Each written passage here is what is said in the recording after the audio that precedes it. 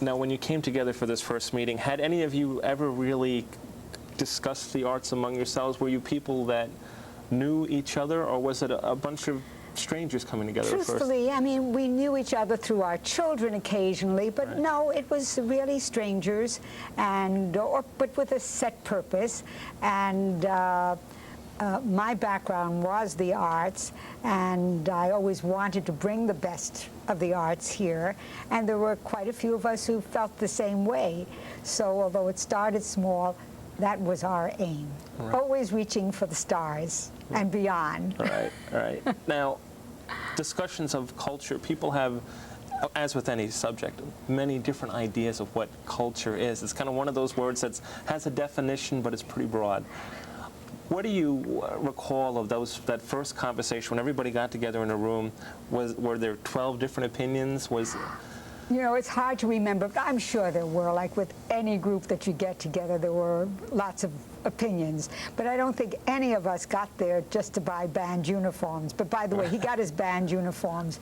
We had remember, we had a flea market and raised about $500, and that gave us enough money to put on a children's program.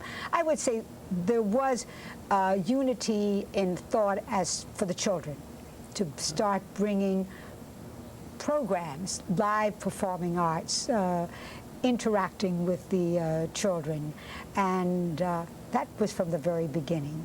And then it branched out, but to be honest with you, that same group stayed together. Right. So if they were diversified in their thinking, we stayed together with that united purpose.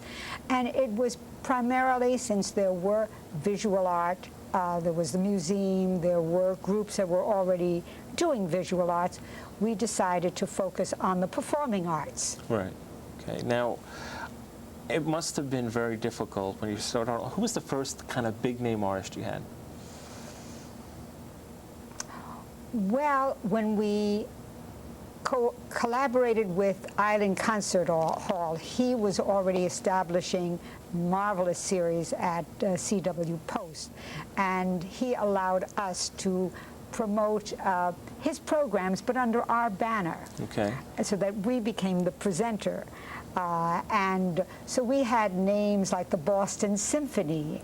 We had Andre Watts, Itzhak Perlman when he was just starting out, Zuckerman, all the major artists. And it took time for people to realize, gee, this is really happening on Long Island. Right. Now, I was going to say, you basically had to have two conversations going, one with the public to say, come out and see the arts, support the arts. Right. The other one with artists. Was it difficult to get artists to want to come out to Long Island? Well, on the whole, money counts.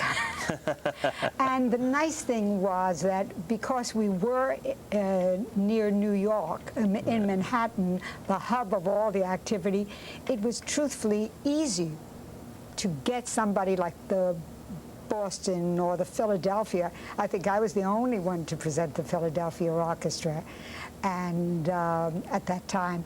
But if they came to New York, this was just an extra small trip for them. Right. So it made it, for the agents, it became a very smart thing to do. Right. And really, they began to search for friends of the arts to present certain artists. Now, how did you reach out? I mean, when you started out, it was Locust Valley High School, and now reaching out to the general public. I mean, tell me a little bit about the education process. It's interesting. It takes a lot of work. Starts small, papers. We didn't have television, I don't think, in those years. Right. But, you know, the papers communicated. We started with mail lists. We had committees that really went into different communities and talked about what was happening. And there was an audience out there hungry for local happenings, right. Local theater and local, and meaning local, bringing in the major artists instead of having to go to the city all the time. It was gradual. It didn't happen overnight. It started with a concert series that was already in place. It started with chamber music, and you suddenly build up those audiences and transfer them to the bigger scene. Right. And then, of course, children's have always been a part of it. So we always have done continually series of children's programs, and not then just in Locust Valley. It became broader than that. It became in a more central location where children and parents from all over came. And then we expanded that to outreach in the schools, so that we would bring programs into the school for young people and do a more hands-on, helpful, enriching experience for them. Now, were you, when you first got together, were you called Friends of the Arts? I mean, did that name evolve later, or? No, actually, that name evolved right away at a committee meeting when the committee sat around and said, well, what do we call ourselves? Because, you know, we suddenly realized, gee, we had to do more for becoming a not-for-profit than saying, hey, we're a not-for-profit organization. We had to go get a name, we had to be incorporated, we had to declare what our mission was. And so sitting around the table, one of the mothers said, well, you know, we are Friends of the Arts. And that's how the name was born. Sometimes I think, after all these years, it is a misnomer, because people don't realize that we are a presenting organization. They think, when you hear Friends of the Arts, they think we're more of a support organization for whatever we're presenting. So we've wrestled with that. We're still wrestling with it.